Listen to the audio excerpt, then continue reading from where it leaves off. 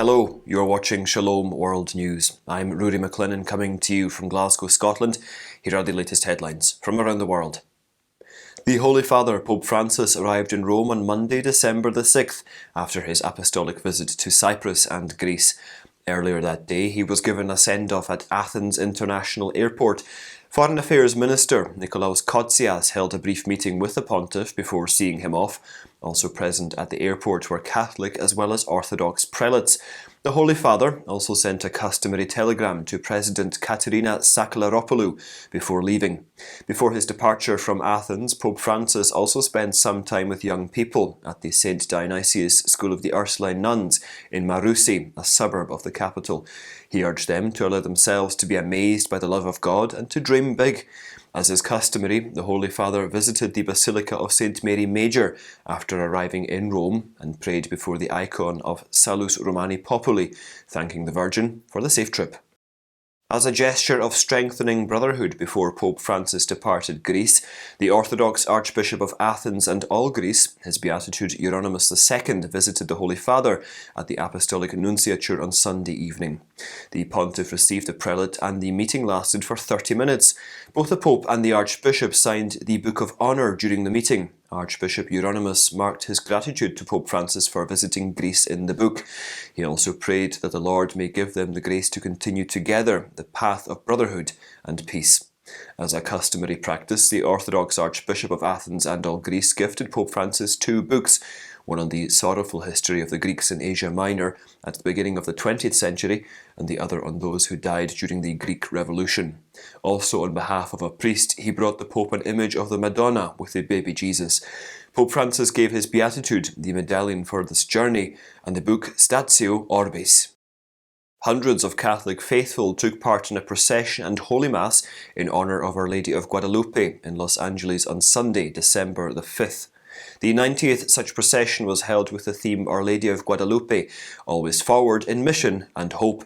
This year marks the Archdiocese of Los Angeles' 250th anniversary. This procession is the oldest in Los Angeles, and it was established by Mexican migrants who came to the US seeking sanctuary during the Cristero War in 1931.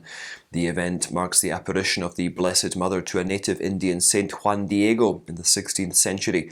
Ahead of the procession, a large printed image of Our Lady of Guadalupe, named La Peregrina, has been going from parish to parish in the Archdiocese, along with the image of Saint Juan Diego. The event was also live-streamed on social media.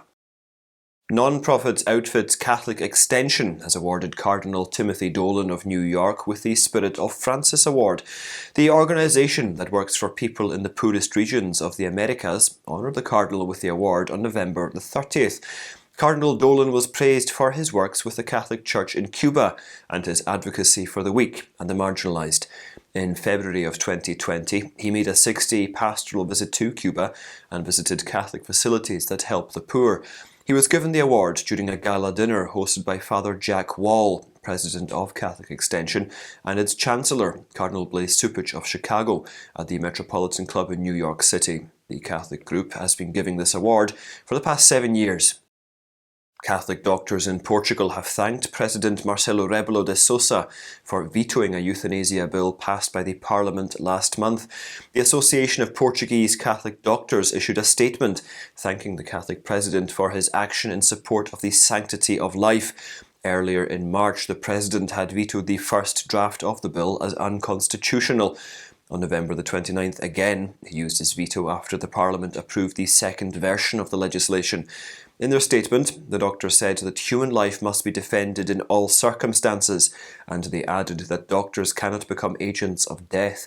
They said as Catholic doctors, they wish to continue caring for all the sick, including those at the end of life. The doctors also pledged to fight for the terminally ill and give meaning to every moment of their life and give witness to the Christian faith. After a 1-year gap because of the pandemic outbreak, thousands of people in Nazareth in the Holy Land witnessed the lighting of the Christmas tree heralding Yuletide. The event was organised on Sunday by the Christmas March Association and civic authorities with the participation of Scout associations. Last year, public attendance was banned because of the COVID-19 pandemic. There will be several international artistic performances in Nazareth during the Christmas holidays, including a presentation of The Nutcracker, a ballet by Piotr Tchaikovsky, Kotzias. On November the 24th, the Israeli military coordination had announced that 500 exit permits will be issued to Palestinian Christians in Gaza during the Christmas holidays to enable them to visit their loved ones in Jordan and in Israel. In the United States, leaders of Catholic as well as other faith communities have expressed concern over the Build Back Better Act, as they fear it could suppress or even exclude faith-based providers from taking part in affordable childcare initiatives. In a letter sent to Senators Patty Murray and Richard Burr, the chairwoman and ranking member of the US Senate Committee on Health, Education, Labour and Pensions, the leaders expressed their concerns regarding childcare and universal pre-kindergarten provisions in the Act. Leaders from different religious denominations, including Cardinal Timothy Dolan of New York and Bishop Thomas Daly of Spokane, signed the letter that was sent on December the 1st. They said that the Build Back Better Act does not preclude parents from selecting faith-based providers. However, its present provisions make it impossible for faith-based providers to take part in the programme. 2 days after the US Supreme Court heard arguments in Dobbs versus Jackson Women's Health Organization, the Governor of Wisconsin, Tony Evers, vetoed 5 anti-abortion bills on Friday. It was reported that the pro-choice governor would veto the bills moved in the legislature. The governor made it clear that as long as he is in power, he would veto any bill that attempts to turn back the clock on reproductive rights in the state. One of the vetoed bills seeks to impose penalties on doctors who do not give medical care to a baby born alive in a botched abortion. It proposed a penalty of up to 6 years in jail. Another bill prohibited abortion based on sex, race and national origin of a fetus. This was slammed by Republican Senator Julian Bradley, who said that killing an unborn baby because of its sex or race is not healthcare. And those are your latest headlines. Do join us again tomorrow. In the meantime, you can visit swnews.org for more updates. Shalom.